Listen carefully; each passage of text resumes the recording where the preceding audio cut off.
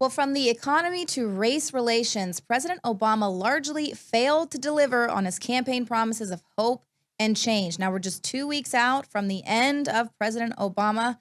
And what will his legacy be? Margaret Howell joins me now.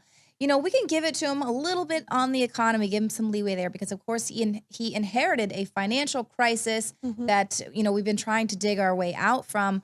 But there's a lot of this kind of back padding going on right now under these false pretenses. How many people are outside of the job market? Of course, people who have stopped looking for a job are no longer counted as unemployed.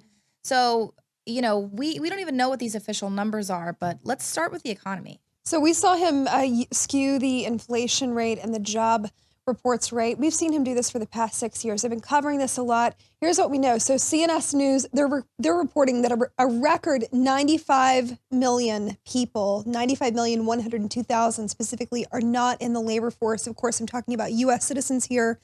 And the jobs that he did create, Leanne, so he wants to be known as the jobs president. He botched over 300,000 manufacturing jobs in 8 years as president. Here's the jobs that he added: janitors, bartenders, nurses, waitresses. 24,000 of the jobs report added. There were 156,000 in total. 24,000 of them were in the food service industry. I'm not knocking these jobs because these are honest jobs that people need to feed their families. But the problem is, these types of positions don't feed families. They don't put food on the table. They don't enable people to ever break a cycle of debt. So can we really count these as successes if he's adding janitorial positions and food service worker industry positions? Honestly, this is a very skewed report. And this is something that Kit Daniels wrote. It's up on our website. So we really shouldn't count this as a part of his economic recovery. And this shouldn't be a part of his legacy, because we've lost the manufacturing jobs. What if we gained food service industry jobs? Right.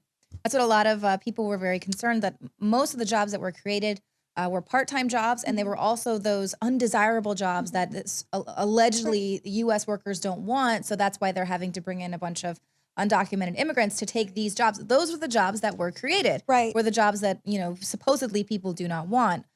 So it's kind of glaring in the failure there. But we're also going to be having to kind of see the repercussions of the raising of the minimum wage. Now, I know a lot of people are very excited about this. They think it's going to be so great, $15 an hour, which is a record minimum wage there in California, New York, other places. But of course, this means that the private sector is going to be responsible for finding the means to actually pay for the increase in wages, which means they're going to have to raise the prices on their products. Some people might, have to lay off workers. Right. They won't be able to pay those wages. We're seeing companies that are switching to robotics or eliminating positions altogether. Small business owners are the brunt of the employers in this country. The number used to be 84% roughly. They're the ones that actually employ people, the everyday people. And what we see happen when the minimum wage goes up like this, they cut their workforce. Now, I come from a small business owner myself, and she recently cut her workforce because of issues like this and with Obamacare. So it's a great thing in theory, and isn't that wonderful? But you put this article up, and I really want to touch on this and segue to it. We're talking about people entering the workforce, many of them millennials, and they feel very entitled. I don't know about you. My first job, I was actually a babysitter, and I think I made $2.75 an hour, and I was really happy to get it. You kind of have to look at the mindset of people entering the workforce. They're entitled. They're narcissistic. They're lazy. They're in a trophy generation. I mean, everybody wins. Everyone's a winner. We're all the same. We're all equal. And it's not about, the quality of your work and if you've actually earned the position to be there. Yes, Right. so we're having to deal with that as well. Right. And we're seeing this with Obamacare. People work and save. They put money into flex spending accounts to be able to afford health care. And this blanket, you deserve the best health care out there. You have access to it. It's your human right. Well, that's not necessarily a human right. The quality of care that you're provided is the quality of care that you pay for. And what we're seeing, we have a system that's totally bankrupt because people are taking from a system and they're not contributing back to it, and we're carrying the brunt of it. And healthcare costs are soaring. We're going to see the same thing happen in the business sector because of the minimum wage increase. And you know what? Bernie Sanders, he had a lot of supporters because of this minimum wage increase. That was his champion platform issue. And I hear you, it really sucks. It is hard to feed your family legitimately. And under Obama, the decrease in the labor force, 18% more added to people not working. Not only that, but welfare benefits and recipients of those benefits have skyrocketed. One report even said 24% increase during his presidency. People cannot put food on their families' tables. So this is a problem, but at the same time, rewarding companies like Walmart who say, I mean, with no shame, that they actually don't pay their workers enough, so that way they won't get knocked off the ability to collect welfare. So they're not only not paying their fair share of taxes there as a big giant corporation, but they're also purposefully paying their employees a rate that's going to force them to be on government assistance. It's just a vicious cycle that we're in. So we'll quickly just kind of move on to some other things of, you know, what Obama is going to leave in his wake. Of course, Republicans now control the House, the Senate, and the presidency. This hasn't been done for almost 100 years. We've got we're on the verge of another Cold War here with Russia. We've got arming and funding terrorists. We've seen the rise of ISIS, of course. And now he's fast-tracking the release of even more prisoners there in Guantanamo Bay.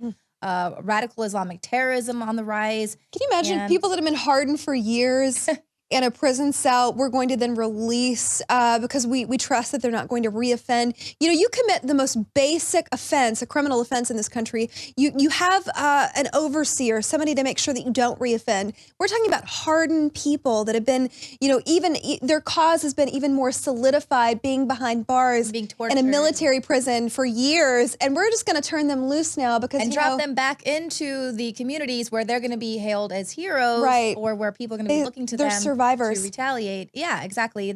I don't understand the fast track thing. It's not that I agree with, you know, what's happening in Guantanamo Bay, but nobody's for indefinite. A little bit insane. Right. It's a little bit insane what's happening, and also just the fast tracking of it, because this is what he wants. He did make that promise he would shut down Guantanamo Bay. That didn't happen. So he is going to at least just ram through as many of these potential jihadis as possible.